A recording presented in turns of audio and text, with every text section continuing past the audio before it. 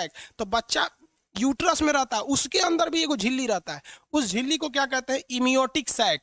इस झिल्ली को क्या कहेंगे, इमियोटिक सैक कहते हैं, और इसी के अंदर बच्चा रहता है। तो डॉक्टर अल्ट्रासाउंड करके इस इमियोटिक सैक के अंदर झांक लेता है कि लड़का है कि लड़की है। समझ में आ गया कि नहीं आ गया, लड़का है। कैसे पता चलता है, या लड़का रहेगा तो उसका टेस्टिस जो रहता है ना, अल्ट्रासाउंड में 2 डॉट आने लगता है इस टेस्टिस का, तो समझ जाता है कि वो लड़का है, और अगर डॉट नहीं आ रहा है तो समझ जाता है कि लड़की है। यहाँ पर और कोई पहचान नहीं होता, ये टेस्टिस है। तो इस इमियोटिक सैक के अंदर देखना, उसी को कहते हैं इम्यूनियोसेप्टोसिस।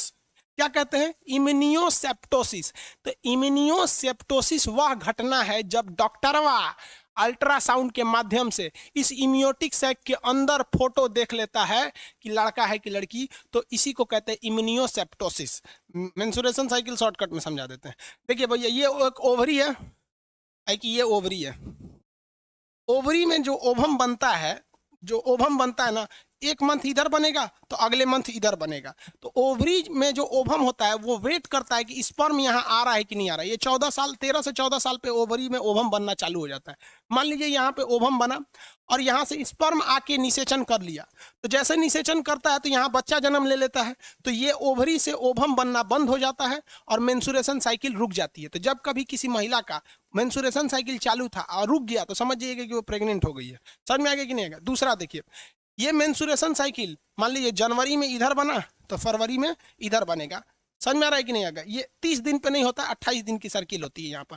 तो जनवरी में इधर बना और यहाँ से कोई स्पर्म नहीं आया, मान लीजिए महिला की शादी ब्याह नहीं हुई थी या फिर उसने कोई सेक्सुअल रिलेशन नहीं बनाया था, तो यहाँ से कोई भी स्पर्म नहीं गया, तब ये 28 दिन बाद ये क्या हो जाएगा, खराब हो जाएगा। तो ये यहाँ से ये खराब हो जाएगा ना, तो ये पीरियड्स के रास्ते, वेजाइना के रास्ते बाहर चला जाएगा, तो ये पूरा खराब होके चला जाता है। तो जो डिस्ट्रॉयड ओवम होते हैं, बर्बाद हुए ओवम होते हैं, वो एक साथ बाहर चले जाते हैं, जिस वजह से किसी महिलाओं को दर्द होता है, पता नहीं क्या क्या हो। अब वो महिलाएं जानेंगी, डॉक्टर समझता है। तो ये दर्द होता है और ये चला जाता है, तो इसी को कहते हैं पीरियड। तो ये पीरियड यहाँ हो जाता है। तो पीरियड एक ही बार में नहीं जाता है, ये इसका टाइमिंग जो होता है पीरियड का 1 दिन से 7 दिन लग जाते हैं। ऑन एन एवरेज 4 दिन लग जाता है कि पूरे ओवम को शरीर से बाहर होने में। तो ये लगभग इसका टाइमिंग जो है कम से कम 1 दिन और ज़्यादा से ज़्यादा 7 दिन होता है।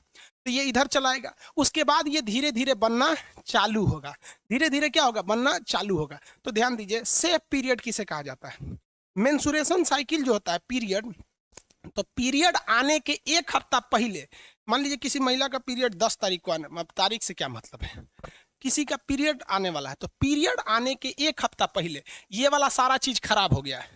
अब क्या हो चुके हैं, अब खराब हो गया। अब वहां स्पर्म जाएगा भी तो वो खत्म हो जाएगा, क्योंकि इसका लाइफ स्पैन खत्म हो जाएगा। अब वो धीरे धीरे बाहर आएगा, 1 दिन में तो आएगा नहीं। तो पीरियड्स जब रहता है मेंस्ट्रुएशन साइकिल, तो इसके पहले जो 7 दिन होता है, वो 7 दिन में ये केवल खराब हुए ओवम बाहर आते हैं या बाहर आने की तैयारी में रह जाते हैं। तो इस दौरान अगर कोई सेक्सुअल रिलेशन बनाता भी और स्पर्म आ भी जाता है तो प्रेग्नेंट नहीं होगी। और पीरियड आ गया तो पीरियड आने के बाद भी ये तुरंत बन नहीं जाते हैं, ये धीरे धीरे बनते हैं। और 7 दिन जब हो जाता है तब ये आते हैं फॉलोपियन ट्यूब में। यानी पीरियड्स के 7 दिन पहले और 7 दिन के बाद का जो टाइमिंग होता है उसे सेफ जोन माना जाता है।